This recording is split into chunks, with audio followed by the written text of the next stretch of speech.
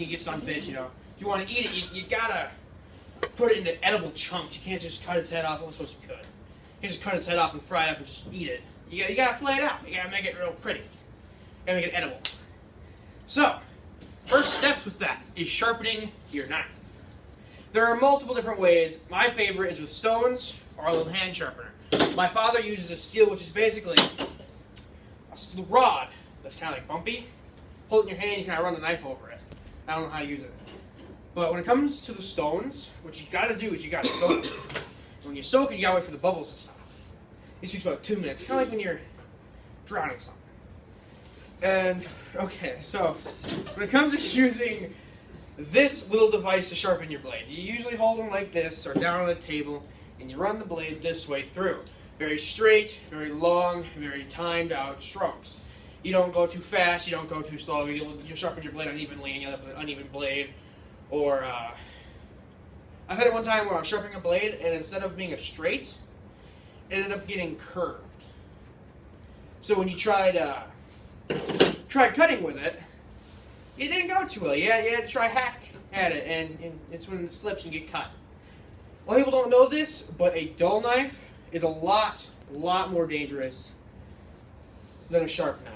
Everyone thinks that when you keep dull knives in your kitchen, it's safer than keeping sharp knives in your kitchen, but that is entirely false. When you're using a dull knife, like I said earlier, you gotta hack and put more force into it. That's when slip-ups happen, and you get cut.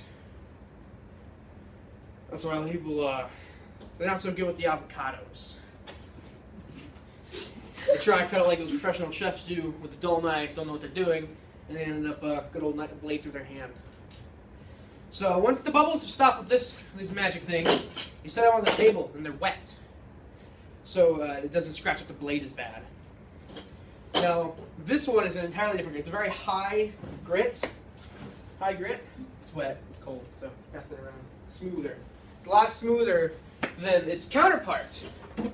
This beauty. I was given it by a friend. It's a lot rougher than that one. That one, the black one, is meant to actually sharpen the blade. And the greenish one is usually meant to polish and take the scratches off. So with those, with stones, usually you either hold them down on a table, or you hold them in your hand, and you run the blade from the top of it down in a long stroke. You don't move it too much when doing that. You take it nice and easy and slow. And that takes a long time to master and learn how to do. Usually you end up making the knives duller than you actually do sharpen them. But once you learn it, it's quite easy to do. It doesn't take much time. Usually a couple minutes to soak the stones, a couple minutes to do the sharpening itself, and then you gotta dry off the blade before you use it. Now, one of the main things you gotta do with those stones is figure out the angle. And I've been told 10 degrees, but sometimes, you don't know your degrees when it comes to angles. So usually, just get down to eye level with it. Usually you're sitting in a chair, get all eye level with it. You talk to the stone. The stone's beautiful. And you take your blade and you move it so just the tip of it is just barely touching the stone. And that's how you do your movements. And these ones, if you do it wrong, you're going to end up ruining the sharpener and they're expensive. This one is garbage. My mom used it and she broke it. So, yeah. After you get your blades nice and sharp, then comes filleting the fish. And that takes some time. That takes some practice. Usually, it's a really small picture of fish, but it'll work. You cut it from here down into like the gullet area. And then you take your knife and you run it along the back to right about the center of the tail. And you push your knife all the way through. And then you bring it out, cut through. And some people prefer to run the knife to get the rest of the cut through this way. But I find when you run it the opposite way, it actually follows the ribs better and you get more of the meat off the fish instead of getting those bones or accidentally cutting into the ribs. When I first started, we ended up having whole ribs in our fillets, sadly. Or, the knife would break through the top here.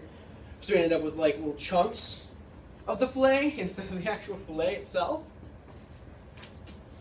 But the main thing with filleting is to keep at it. And don't let your failures discourage you and get you to quit. Always try again. That's an important part of it. And you're going to need more than 2 stones usually, because the lower grit is for actually shaving it off and sharpening it. The higher grit is for polishing it. And the higher you go, if you go too fast, you're not going to get it right. And then there's also the leather techniques, where you use the leather to just polish it.